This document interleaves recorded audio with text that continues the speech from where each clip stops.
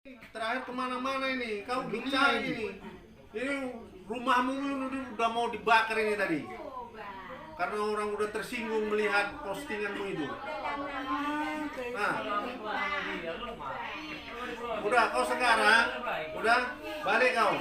Jumpa di mana biar kami yang jemput. Nah, Kalau jumpa di jalan kok nanti kalau jumpa di jalan sama orang yang melihat daripada postinganmu itu, oh habis kau, dia dihakimi orang itu.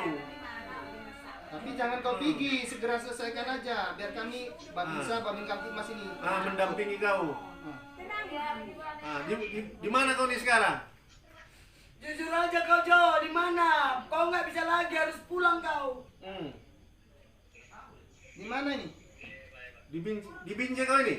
Sudah di Binjai atau kemana? Binjai.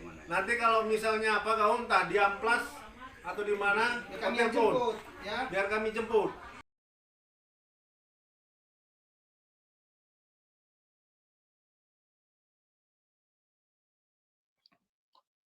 Assalamualaikum warahmatullahi wabarakatuh. Berjumpa lagi dengan Jadi HMC ya, channel yang mengedukasi dan menghibur. Kembali penista agama teman-teman. Laskar Polikardus diciduk oleh pihak kepolisian dan kembali Polresta Kota Medan berhasil meringkus seorang pemuda yang bernama Jonathan Siahaan yang ternyata adalah Laskar Polikardus atau penghujat agama Islam. Jadi ini muridnya dari Pak Bom Bom, Agatha Sofiatul ya teman-teman, dan dia ditangkap di Siborong-Borong. Entah kenapa nih, belakangan ini teman-teman, sering sekali nama kota Siborong-Borong itu disebut dalam dunia diskusi. Ada si Olan ya, yang kita tahu berasal dari Siborong-Borong juga. Terus kemarin, ada juga yang menggunakan akun, ya, Kafir Quraisy, terus belum lagi Polikardus yang lain. Dan kita tahu teman-teman, entah kenapa nih, mungkin mereka ini temanan nongkrong bareng, dari situ menjadi pembenci Islam. Dan kita tahu teman-teman, makin kesini makin banyak sekali. Dan salah satunya adalah Jonathan Siahaan ini yang sudah diamankan oleh Polrestabes Kota Medan. Tapi sebelumnya ini viral statement dari si Jonathan ini, di mana wah ngeri teman-teman. Ya, ini kalau saya sampaikan apa yang dia posting, ya apa yang dia sampaikan, ini benar-benar adalah hujatan yang luar biasa, mengatakan Islam adalah titik-titik-titik, ya, mengatakan Nabi Muhammad adalah titik-titik-titik, seperti yang biasa kita dengar dari para penghujat di komal-komal. Cuman bedanya, dia posting di Facebook, teman-teman. Dia postingnya di Facebook, ini kan konyol. Jelas-jelas di Facebooknya itu ada teman-teman dia, teman sekolah kah, teman nongkrong kah, yang notabene tentu saja dari segala jenis agama. Ada Hindu, Buddha ya, ada yang Islam juga, kan nggak mungkin temannya semua Kristen. Nggak mungkin semua yang dia follow ya, atau dia add, itu semua agamanya Kristen. Jadi ini satu kekonyolan. Dia memposting di akun pribadinya, sehingga marahlah banyak orang teman-teman. Dia ini kurang belajar nih dari Wak Labu ya. Kalau Wak Labu dulu seperti itu juga, memposting hujatan di Facebooknya. Tapi si satu manusia itu memang lebih jago menipu. Saat diminta keterangan oleh pihak kepolisian, dia bilang Facebooknya dihack. Nah, dia agak pintar. Facebooknya dihack. Padahal jelas-jelas itu Facebook pribadi. Jelas-jelas dia yang posting. Terakhir baru dia ngaku kan. Dia ngaku sekarang, dia bilang dulu saat dia dipanggil, dia buang laptopnya. Dia suruh orang untuk menjual laptop tersebut. Dia buang semua jejaknya. Karena zaman dulu, pihak kepolisian belum secanggih sekarang. Belum ada tim cybernya. Ya, dulu belum secanggih sekarang. Kalau sekarang, lu mau bilang dihack, polisi tinggal cari, lacak, di mana diposting, apakah diposting di alamat yang sama seperti biasa kamu mangkal, kamu posting, atau memang dihack dari orang di kota lain, di negara lain. Ketahuan semua. Ya udah nggak bisa. Jejak digital ini nggak bisa kalian sembarangan tutupi. Ini udah zaman canggih, teman-teman.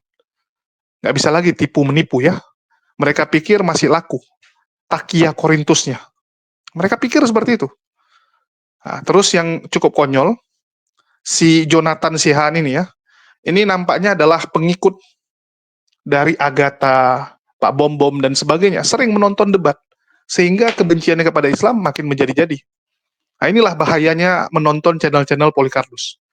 Dan saya meminta kepada pihak kepolisian melalui tim cybernya segera menutup akun-akun ya komal-komal yang kerjanya menghujat agama Islam, membahas keyakinan agama lain seenak udelnya, menafsirkan seenak jidatnya, teman-teman. Nggak ada akademis-akademisnya, full hujatan. Karena apa yang mereka lakukan, ini menimbulkan keresahan. Kalian bisa lihat potensinya. Gara-gara yang namanya Agatha menyebarkan kebencian. Terus anggota-anggotanya, pengikut-pengikutnya, seperti Jonathan Sihaan ini, menjadi korban juga kan? Terbakar semangatnya. Gara-gara dengar Agatha ngomong, wah Islam tuh begini, begitu gitu kan. Kepancing. Ikutan emosi. Terlalu semangat, dia posting juga statement Agatha di Facebook dia. Statement Pak Bom Bom, statement Wak Donat, dia posting. Ya. Mampuslah dia. Inilah saya bilang kadang-kadang kasihan nih. Kelas-kelas keroco ya, laskar-laskar Polikarpus ini, aduh, mau kabur nggak bisa, kaburnya ke si borong-borong pula. Ya kelacak lah. Kelacak. Kalau yang namanya Saipudin, Paul Jang, masih lebih canggih. Kaburnya kemana? Ke luar negeri. Ini kabur ke si borong-borong. Dia pikir dengan kabur ke daerah bisa selamat. Ya nggak bisa, teman-teman. Kepolisian canggih kok. Ya kepolisian udah canggih. Ya kita tonton dulu ya bagaimana saat massa dan Babinsa mendatangi rumah dari si Jonathan ini, Jonathan Sihaan ini ya. Bagaimana saat polisi mendatangi rumah mereka dan juga bagaimana mamanya nangis-nangis, teman-teman. Kasihan, mamanya yang jadi korban nih.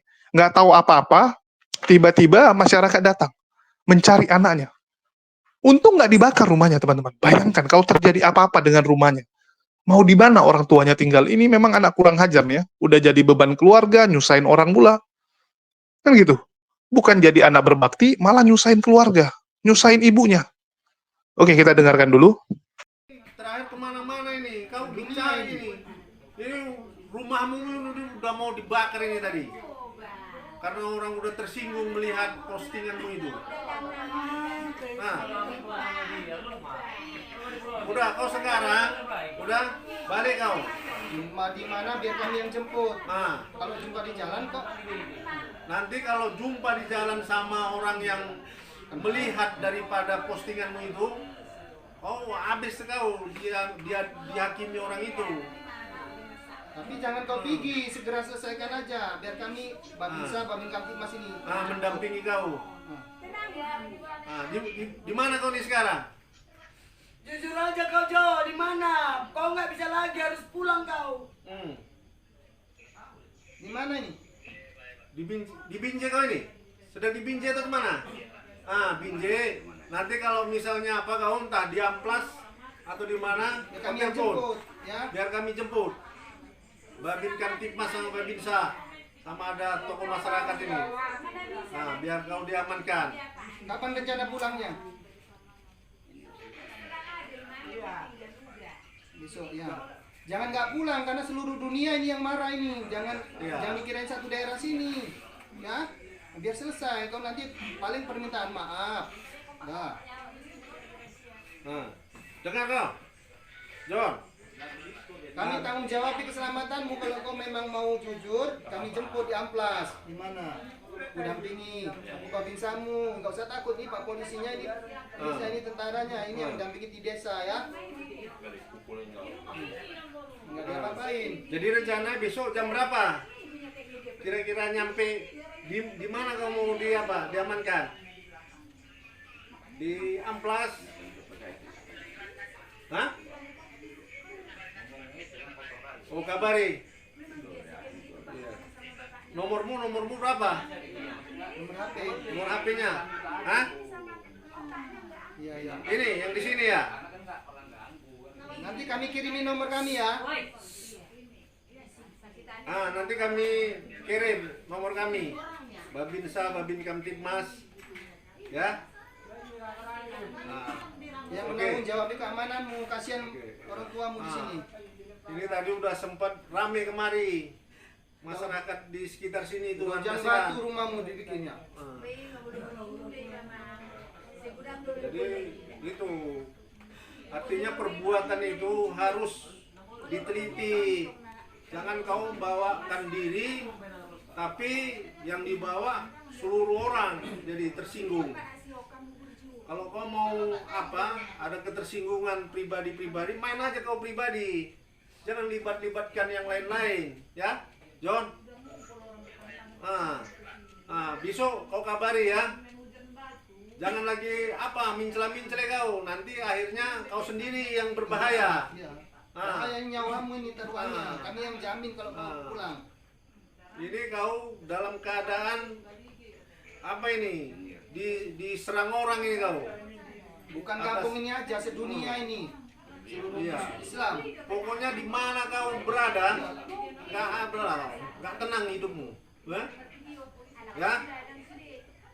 Baru selesaikan Nah, besok. ini kita makan biar supaya bisa terselesaikan, ya. Udah gitu, kau buat lagi di medsos untuk permohonan makmu.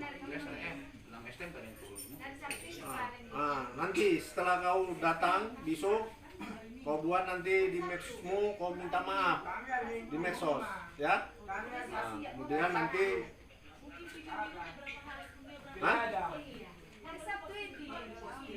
gimana? Iya nanti setelah nanti jumpa aja. kami sama Jumpa. kami dampingi nanti. Biar kami sah. dampingi. Kami dampingi biar semua bisa maklum. Bisa, Iya. bisa memaafkanmu kalau kau Ya, sendirian belum semua tentu. semua mempersaksikan lah Heeh. orang-orang yang tokoh-tokoh masyarakat yang ada di desa ini.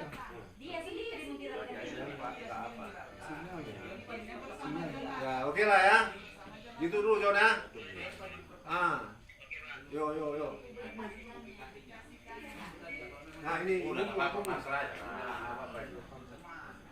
Bikin susah aja kok. Nggak tahu, mama nggak tahu komisi. posting yang sangat-sangat mungkin menyinggung hati. Ya, kalian sudah dengar ya teman-teman, ya itulah saat Babinsa datang ke sana, dan yang agak mengecewakannya, ya si Haan ini ya, si Jonathan ini udah dibilang ya sudah kamu damai saja, baik-baik saja gitu kan, kamu di mana biar dijemput oleh tim Babinsa, nanti udah dijemput bikin pernyataan supaya warga tenang, supaya nggak melebar. Tetapi apa yang dilakukan oleh Jonathan ini, kabur teman-teman, kabur, kalian lihat nih, ya. Akhirnya jadi tersangka penistaan agama, kini pelaku ditahan Polrestabes Medan. Nah, ini orangnya, Jonathan Sihaan ya. Jadi kan dia bilang dia masih di mana? Masih di Amplas. Masih arah mau naik bus, ya, masih mau naik bus dia. Di Binjai, kan gitu, arah ke Binjai. Rupanya bukannya menyerahkan diri, malah kabur. Kabur deh teman-teman, lihat nih ya. Nih, Serka Suratman menjelaskan ketika puluhan warga menggeruduk kediaman Jonathan, terduga pelaku ternyata diduga sudah melarikan diri sejak 3 hari lalu. Pihaknya sempat melakukan panggilan telepon ke pelaku, ya seperti yang video tadi, dan diketahui keberadaannya di Kabupaten Tapanuli Utara. TNI melakukan maupun kepolisian sudah berkoordinasi dengan keluarga pelaku supaya menyerahkan diri ke Polsek Patumba, supaya tidak menimbulkan kemarahan warga. Ya, seperti yang ditelepon tadi, ya. Dia di Amplas, daerah Patumba. Disuruh udahlah kamu ke Polsek Patumba, nanti kita jemput dari Polsek Patumba atau di terminal, di manalah. Kan begitu. Tapi dia nggak mau. Ya. Terus nih, beberapa saat setelah mengepung rumah pelaku, alhasil Serka Suratman dan kepolisian bisa menenangkan warga. Sebagian warga membubarkan diri dan sebagian ke kantor polisi untuk membuat laporan resmi. Ya, jadi dibikinlah LP-nya. Padahal kalau hari itu bisa ada perdamaian, selesai. Betul nggak? Kalau dia pulang, terus Babinsa dan tokoh masyarakat dan keluarganya minta maaf sama warga, minta maaf sama tetangganya. Mungkin LP-nya bisa dicabut, LP-nya bisa ditarik. Tapi dia malah melarikan diri ke Tapanuli Utara, teman-teman. Itu kurang lebih 7 jam dari Medan ya. Dari Medan, perjalanan darat 7 jam. Namun disarankan oleh Babinsa Babin Kamtibnas untuk menyerahkan diri ke polsek terdekat untuk diadakan penjemputan ke lokasi tersebut. Untuk sementara situasi dalam keadaan tenang dan kondusif. Ini ya. Satreskrim Polrestabes Medan bergerak cepat menangkap seorang pemuda yang melakukan penistaan terhadap agama Islam setelah kediaman pelaku digeruduk warga. Jonathan Siaan diamankan personel Polsek Patumbak dari tempat pelariannya di Desa Silangit, Kecamatan Siborong-Borong, Kabupaten Tapanuli Utara. Pada Rabu 8 Januari sekitar pukul 5 pagi ini ya, WIB kemarin. Polisi yang mendapatkan laporan adanya penggerudukan rumah, pelaku langsung meluncur ke lokasi untuk menenangkan warga. Selain itu, polisi juga berjanji untuk memproses perkara tersebut dan segera mencari keberadaan pelaku. Ternyata pelaku sudah melarikan diri keluar kota. Hasilnya, setelah dilakukan pengejaran, pelaku dikabarkan langsung ditangkap di tempat persembunyiannya di daerah Kabupaten Tapanuli Utara, Sumatera Utara. Jelas ya teman-teman ya, disuruh bagaimana supaya menenangkan warga, bagaimana ada perdamaian, dia malah kabur. Malah kabur teman-teman. Ini ya. Beredar di media sosial Facebook, seorang pemuda diduga bernama Jonathan, warga yang tinggal di lahan garapan, Desa Patumbak 2, Kecamatan Patumbak, Kabupaten Deli Serdang, diduga menistakan agama Islam. Dalam video singkat yang dibagikan dan dilihat, terdengar seorang pria memutar musik dengan suara keras sambil memaki-maki. Tanpa menunjukkan wajahnya, pria tersebut mengucap kata-kata yang diduga ditujukan untuk menghina agama Islam. Ngen, kau sama ini bujang ya. Nih, disensor nih teman-teman ya. Aslinya nggak disensor, yang dia sampaikan nggak disensor. Jadi tetangganya tahu, keluarganya tahu, teman-temannya yang ada di Facebook tahu. Ini apa-apaan? Kesetanan gitu kan. Nggak ada angin, nggak ada badai. Kecuali ada masalah nih. Ada masalah dengan orang Islam. Dengan masjid. Organisasi-organisasi Islam masih oke. Ini enggak. Bahkan keluarganya juga bingung. Ini anak, kok tiba-tiba nggak ada angin, nggak ada badai, menghujat agama Islam. Inilah saya bilang, terpancing karena menonton Agatha. Terpancing karena menonton Polikarpus ini. Emosi dia. Emosi mereka. Karena dia lihat apa?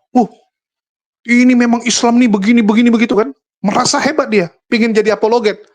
Tapi salah tempat. Nggak ada ilmu, cuman modal hujatan. Mirip dengan Polikarpus yang lain. Kita lihat sekarang, muncul kan? Orang-orang yang menggunakan akun-akun baru. Akun-akun yang nggak ada namanya, bukan nama asli, fotonya juga bukan. Naik ke Komal. Kerjanya apa? Menghujat. Menghujat saja. Ya. Dia pikir aman. Aman dengan identitas palsu. Nah, kalau si Jonathan ini agak bodoh. Pakai Facebook pribadinya pula dia. Nah, contoh bagaimana hujatan mereka, ya kita lihatlah. Ini ya contohnya ya. Orang-orang yang sudah mulai gila, teman-teman. Sekarang kau Hengki, kenapa kau? Naik loteng kau? Ya, kau tunjukkan dulu di Al-Quran, di mana cium batu itu tertulis di Al-Quran itu. Kau tunjukkan ayatnya itu. Loh, Kau ketawa, kau tunjuk kau. Jul, jambak yang apa? Yang Kristen. Kau tunjukkan di dalam Al-Quran di mana cium batu. Cium batu asbat itu di mana tertulis? Kau tunjukkan itu datanya itu. Islam ini sudah dia mau fokus di agama yang baru, dia mau fokus di Al-Quran. Itu banyak kamu. Kalau memang benar ada Allah SWT, dilaknatlah kami seketurunan. Itu karangan Muhammad. Kami siap sekeluarga dilaknat kalau ada Allah SWT. Karangan Muhammad, ajarannya tengok. Ajarannya selangkangan semua. Saya berani bersumpah. Saya berani bersumpah dilaknat. Itu Kristen itu. Tuh tengoklah omongan dia kan. Saya dilaknat sekeluarga sama anak saya, apa semua orang tua saya dilaknat kalau memang Allah SWT itu ada. Buktinya dari ajarannya itu ajarannya itu selangkangan semua. Saya berani bersumpah. Iya. Ya. Tidak ada. Yang di Pernah bawah ada bukti. aminkan. Yang di bawah aminkan. Aminkan yang Iya, di bawah. aminkan. Aminkan, saya siap. Saya keluarga siap. Saya tahu kok dari ajarannya itu. Masa selangkah, masa boleh istri 4? Goblok nih. Gimana perasaan anak istri yang pertama? Hah? Tanya Anda kok Anda Goblok. dua di sini. Tanya Hah? Anda tahu. Gimana? Lantas tahu. Gimana perasaan anak istri pertama? Hah? Saya tanya kau. Saya nggak tanya kau. Hah? Yang tanya siapa? Kak Non, itu si Erik itu Kristen. Si Erik itu Kristen, Kak. Si Erik itu Kristen, dia sangat membenci Islam. Kau dengarkan omongan dia tuh? Itulah jalan kasih, Kak. Tepuk tangan dulu. Iya guys, kenapa saya masuk Kristen? Karena saya merasa aneh dengan pengajaran Islam yang berkata apa? Kalau suami saya meninggal, ya kan? Nanti di surga ketemu 70 bidadari apa ya? Termasuk saya. Aduh, saya gak. Itu ya, Islam pasti bilang gitu kan? Itu berarti mata hati sudah diterangi oleh Allah tuh Mas. Makanya jadi menyadari pengajaran sesat itu. Masa ada pesta saksi di sorga? Gila nggak? Gila banget. Meninggal. Setelah mimpi yang kedua, itu saya langsung to the point tanya Tuhan Yesus always. Saya bilang, oke Tuhan, kalau begitu, kapan dia meninggal? Wih, dengan jelas Allah berkata, tidak lewat tahun ini. Benar Mas, 10 Desember, belum lewat tahun 2009. Kenapa apa yang firmankan Allah Mas? Yes. Ini juga waktu papaku mau saya pernah tanya, Tuhan, Nabi Muhammad masuk surga atau neraka? Ya, dan saya dapat jawabannya. Kenapa? Kenapa dia masuk neraka? Karena dia penyesat, tahu. Orang aku beritakan satu suami satu istri, dia ajarin makan dia sendiri. Kalau aku mau tanahnya, sehingga diikuti sama umat. Itu Allah yang maha benar ya. Jadi Allah itu hidup Mas. Dia bukan patung. Dia ngomong kebenarannya, ngomong tentang itu supaya kita terketipu kesehatan ngomong, supaya pada waktu hari kiamat, waktu Yesus datang di atas awan bersama para malaikat, kita bisa berseru Tuhan Yesus dan dia akan langsung selamatkan kita. Namanya keluputan diangkat, diubah jadi tubuh kemuliaan. Tapi orang-orang yang nggak percaya Tuhan Yesus, waktu lihat Tuhan Yesus nanti datang di hari kiamat, Mas, melongo mereka. Lalu mereka bilang, oh ternyata Yesus adalah Allah ya. Dan Yesus tolak, udah terlambat kata Allah. Karena pada waktu dia datang nanti, dia datang bukan lagi sebagai juru selamat, Mas, tapi sebagai hakim yang akan menentukan orang apakah ke surga selamanya atau ke neraka selama-lamanya. Kenapa puji Tuhan? Karena akhirnya melalui masalah-masalah itu kami jadi mengerti betul. Kami jadi tahu. Tahu apa? Kami jadi tahu kalau kami ternyata berbeda dengan orang-orang duniawi. Kami berbeda dengan orang-orang yang mungkin ada di luar sana. Apa yang membedakan kami? Kami yakin betul. Kami punya roh Allah dalam kehidupan kami. Kami punya roh kudus dalam kehidupan kami. Nah, mungkin saudara-saudara juga udah mulai bingung-bingung gitu kan. Menatap saya sambil bertanya, emangnya apa sih yang Roh Kudus kerjakan dalam kehidupan kalian berdua? Gini-gini, di tengah-tengah masalah yang kami berdua pernah hadapi itu, yang pertama Roh Kudus berikan kami ketenangan.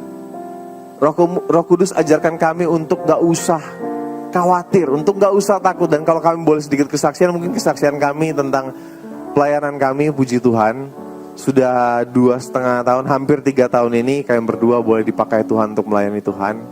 Kami boleh melayani Tuhan, memberikan kesaksian dan pujian dari Sabang sampai Merauke, bahkan sampai ke luar negeri. Dan ceritanya saat itu kami diundang untuk jadi bintang tamu, untuk bawakan pujian di acara rally KKR 3 hari berturut-turut di 3 tempat yang berbeda-beda juga. Nah, saat kami masih di salah satu daerah di Indonesia ini, dan saat kami tiba di sana, kami turun dari pesawat, kami dijemput sama gembala dan panitia yang dari sana. Tapi kami dijemput dengan wajah-wajah yang gimana ya? kalau saya boleh bilang tuh bahasa Inggrisnya bilang wajah-wajahnya agak sepet. Iya, sampai saya ngomong sama istri saya, aduh sayang, kita salah apa nih sayang? Kok kita dijemput tapi mukanya kayak gini? Bener aja, belum sempat kami ngomong apa-apa, kami langsung ditarik sama gembala dan panitia yang ada di sana untuk istirahat di salah satu coffee shop yang ada di bandara itu. Saat kami duduk di coffee shop itu, gembalanya belum sempat ngomong, "Shalom Vano, Anda gimana kabarnya?" Gembala langsung bilang gini, "Vano, Anda, kalian berdua jadi TO." Saya bingung, saya tanya, "Maksudnya jadi TO gimana Om?" "Iya Vano, ini kalian berdua jadi TO mau dibunuh." Saya makin kaget, saya tanya lagi, "Maksudnya mau dibunuh gimana Om?" "Jadi gini Vano, ada beberapa orang atau ada sekelompok orang yang beranggapan karena istri saya ini memutuskan untuk mengikuti Yesus Kristus, maka hukum mereka istri saya ini darahnya halal untuk diminum."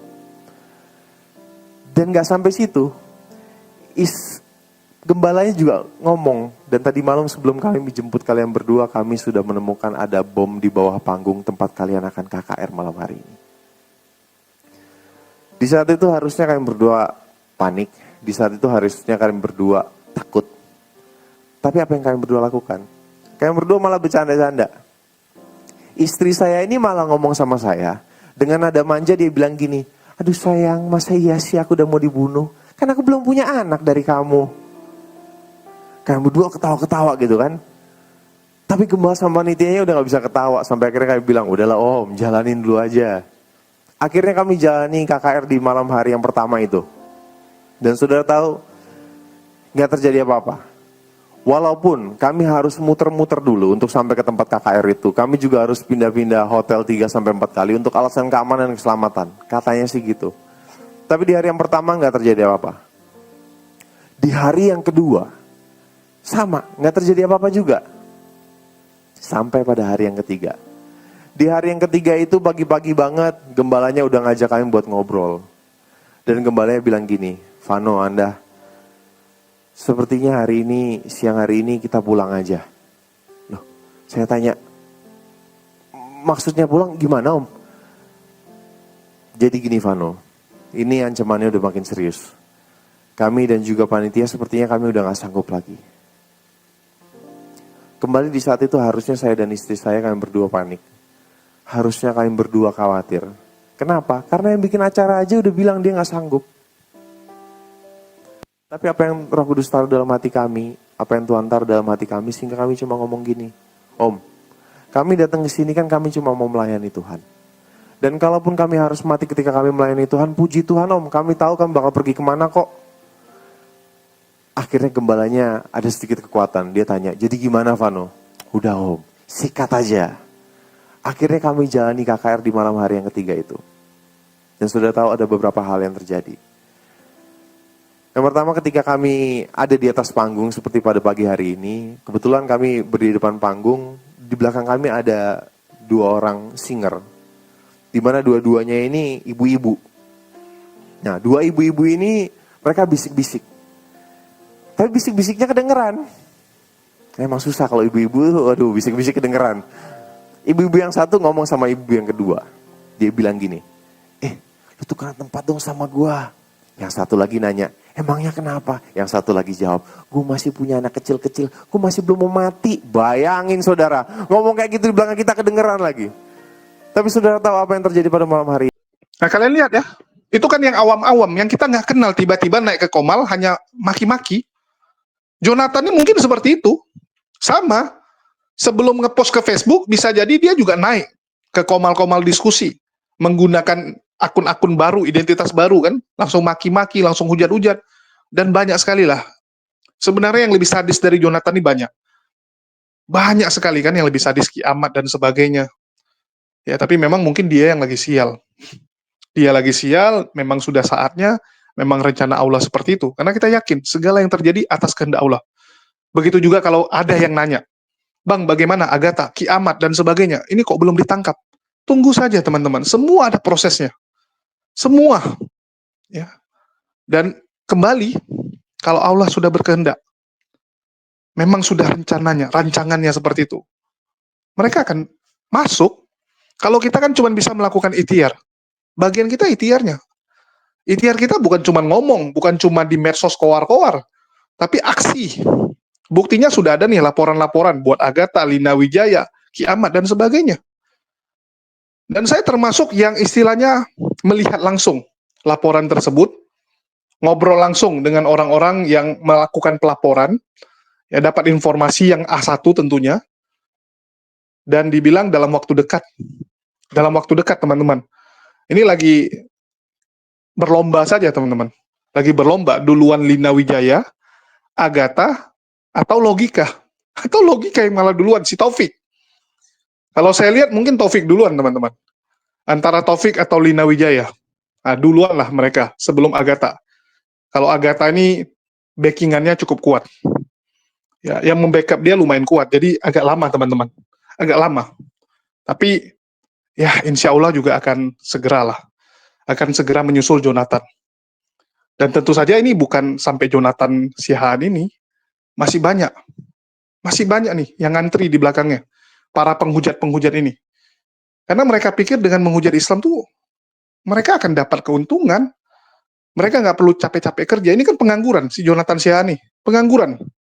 Dia bilang sama mamanya mau keluar kota untuk cari kerja. Ada pekerjaan di luar kota. Pekerjaan apa? Coba saya tanya. Mungkin dia berpikir, oh udahlah saya pindah ke daerah yang muslimnya sangat sedikit. Ya, istilahnya bukan minoritas lagi, tapi bisa dihitung jari. Ke daerah-daerah yang muslimnya bisa dihitung jari, sehingga di sana dia bisa bebas mengekspresikan hujatannya. Bisa seperti senior-seniornya kan, Rudi Simamora, Wak Donat. Nah, kalau mereka-mereka ini kan panutannya Wak Donat tuh. Pingin seperti Wak Donat. Bisa menghujat, dapat rumah, bisa bangun gereja sekarang, ya, lagi proses bangun gereja. Mereka pikir bisa seperti itu. Apalah ini teman-teman? Mau jadi apa negara kita kalau ini dibiarkan? Coba saya tanya, mau jadi apa? Itulah kita apresiasi atas langkah cepat dari pihak kepolisian, dari Polrestabes Kota Medan ya, yang kembali mengamankan seorang penista agama setelah sebelumnya di akhir tahun lalu melakukan penangkapan juga untuk si Rudi Simamora. Dan tentunya kita berharap akan ada lagi yang berikut-berikutnya nih teman-teman. Karena masih banyak sekali penghujat-penghujat di luar sana. Dan saya juga menghimbau buat teman-teman Kristen, hindari menonton channel-channel Polycartus. Hindari. Supaya kalian jangan terpancing emosi kalian. Supaya kalian jangan berubah menjadi laskar Polycartus. Sudah cukup lah teman-teman. Apa yang bisa kalian dapatkan dari menonton channel seperti itu? Ada ilmunya. Coba saya tanya, ada nggak? Kalau ada masih mending. Ada nilai plusnya. Ini kan nggak ada sama sekali. Ujung-ujungnya kalian jadi penghujat. Berkali-kali saya sampaikan, berapa banyak orang-orang Kristen yang sebelumnya santun, damai, tiba-tiba jadi penghujat setelah menonton Pak Bom-Bom, ya, Sofiatul, Pak Uljang, Saipudin. Wah, Saipudin salah satu yang menginspirasi banyak sekali orang jadi penghujat. Dulu saya punya beberapa teman. Kita diskusi masih santai, sopan.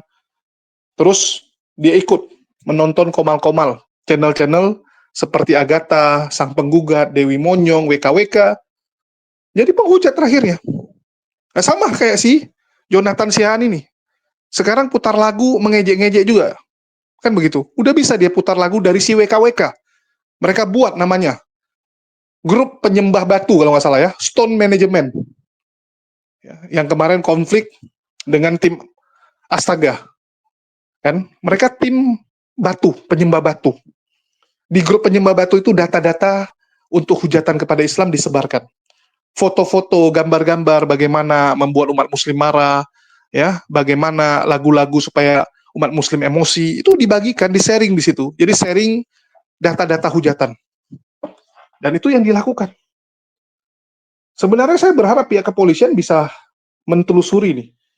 Si Jonathan Siahaan ini tergabung di grup yang mana? Apakah Astaga, WKWK ya? Atau grupnya Sofiatul? Atau grupnya Pak Bom-Bom?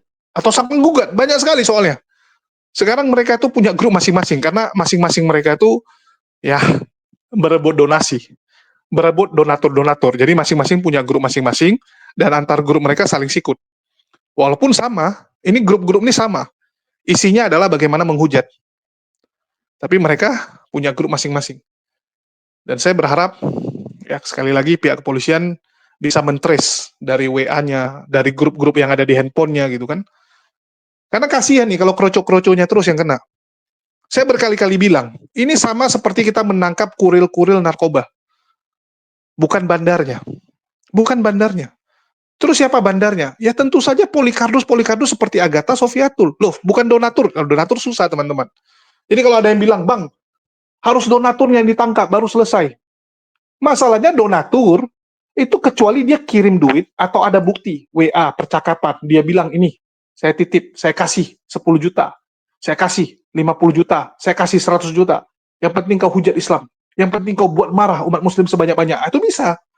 Tapi kan selama ini mereka cuma transfer uang, nggak bikin keterangan juga, paling dia bikin apa? Donasi untuk si A, untuk si B, bantu perjuangan. Ya kan nulisnya seperti itu. Susah juga, teman-teman. Jadi kalau ada yang nanya-nanya lagi, kenapa bukan donaturnya? Ya donaturnya juga pintar. Mereka cuma transfer uang. Kalau dipanggil pun oleh pihak kepolisian, mereka bilang apa? Oh, saya simpati dengan orang seperti Elia Miron. Saya simpati dengan Agatha, saya kasihan lihat dia, nggak punya rumah, kan gitu. Selama ini pindah-pindah tempat tinggalnya. Kan pindah-pindah terus dia. Saya kasihan mukanya, jerawat semua, bopeng. Ya. Pakai filter udah begitu tebal tetap kelihatan bopengnya. Saya kasihan, saya kasih duit supaya dia bisa operasi plastik. Mereka kan bisa alasan seperti itu. Cobalah kalian pikir ya, kalau polisi itu mau nangkap gimana? Kalau mereka alasannya adalah karena kasihan. Nggak bisa. Nggak bisa, teman-teman. Ya harus ditangkap Polikarpus ini. Tuh, terus ada yang bilang, kalau Polikarpusnya ditangkap, donaturnya masih ada, ya besok bermunculan lagi Polikarpus yang lain. Mungkin akan bermunculan yang lain, tapi minimal lebih pelan. Minimal orang mikir 1000 kali. Mikir 1000 kali gitu. Kalau kemarin, kenapa muncul banyak penghujat? Karena mereka hitung-hitungan. Loh, buktinya Paul Jang bisa kabur kok. Loh, buktinya Saipudin bisa kabur, bisa ke Amerika, bisa beli mobil, bisa punya rumah di sana. Bisa hidup di sana. Jadi mereka termotivasi. Mereka pikir, kalaupun masuk, hitung-hitungan. Yusuf Manubulu saja, yang jelas-jelas jadi sutradara Murtadin Odong-Odong, itu cuma masuk nggak sampai 5 bulan. Rudi Simamora kemarin masuk 8 bulan. Jadi mereka hitung kan, oh cuma masuk 8 bulan, dapat duit 1 M misalnya. Ya. 1 M bagi 1 tahun lah, kalaupun masuk 1 tahun. Artinya sebulan 80-an juta. Masih lumayan. Kalau kerja di luar, mereka ini kan pengangguran-pengangguran. Kerja di luar dapat nggak uang segitu? Nggak dapat. Ini masuk penjara dapat 80 juta setiap bulan. Why not? Masuklah mereka. Inilah saya bilang butuh efek jerah. Butuh efek jerah. Minimal supaya mereka berpikir. Ya. Supaya mereka pikir. Masuknya tuh kalau bisa pun ya.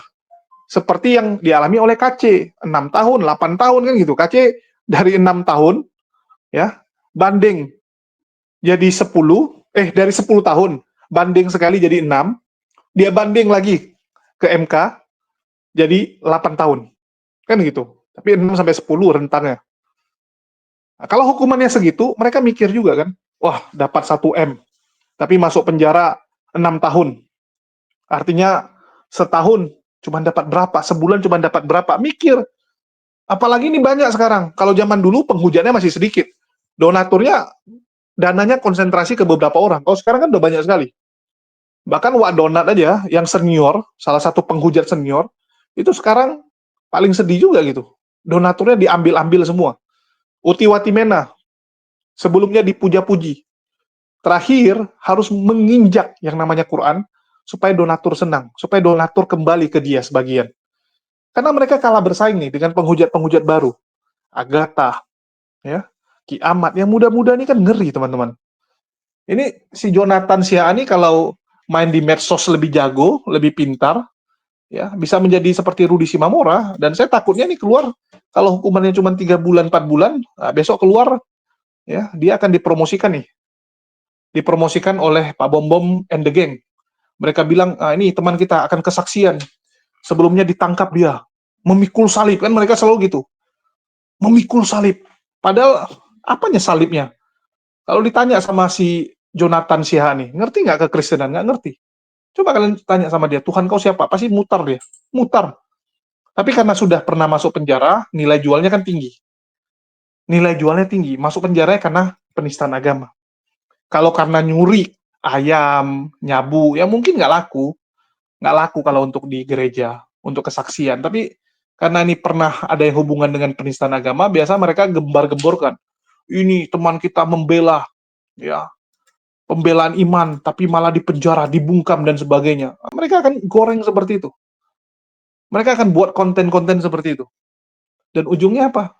Dia akan jadi Polikardus berikutnya. Tapi kita lihatlah, apakah nanti setelah dia keluar akan jadi Polikardus, ataukah dia bertobat kembali ke jalan yang lurus? Ya kita lihatlah. Tapi tentu saja orang-orang seperti Pak Bom tuh akan menawarkan tuh join, yuk masuk ke anggota kita gitu kan. Itu nggak bisa dipungkiri, pasti akan terjadi. Ya. Nah, inilah saya bilang bahaya dari channel-channel mereka, dan saya berharap jangan ada lagi lah korban-korban berikutnya. Hentikan, jangan lagi kalian menonton channel-channel mereka, teman-teman, terutama teman-teman Kristen ya. Begitu juga dengan teman-teman Muslim, ngapain kalian nonton channel seperti itu? Hanya mendatangkan emosi, hanya membuat panas hati. Ya, hanya membuat panas hati, jangan ditonton. Saya kadang bingung ya, masih ada aja yang pergi nonton, naik ke atas. Apa yang mau kalian diskusikan sama mereka? Sebelum kalian sudah banyak umat Muslim yang menasehati, memberitahu jawaban-jawaban ke mereka, tapi tetap mereka tolak. Kenapa? Karena yang mereka butuhkan adalah bagaimana membuat kalian marah, membuat para penonton marah. Mereka nggak butuh jawaban. Mereka bukan sedang mencari kebenaran. Bedakan antara orang yang mencari kebenaran sama orang yang memang nyari makan. Kalau ini murni nyari makan, teman-teman. Ya, saya berharap teman-teman bisa lebih bijak, lebih ngerti, lebih pintar tentunya. Ya, itu aja sih dari saya. Makasih buat teman-teman semua yang udah nyimak dan mendukung channel ini. Sekian dari saya, makasih buat semuanya. Di akhir kata saya ucapkan, wassalamualaikum warahmatullahi wabarakatuh. Sampai jumpa di konten-konten kita berikutnya.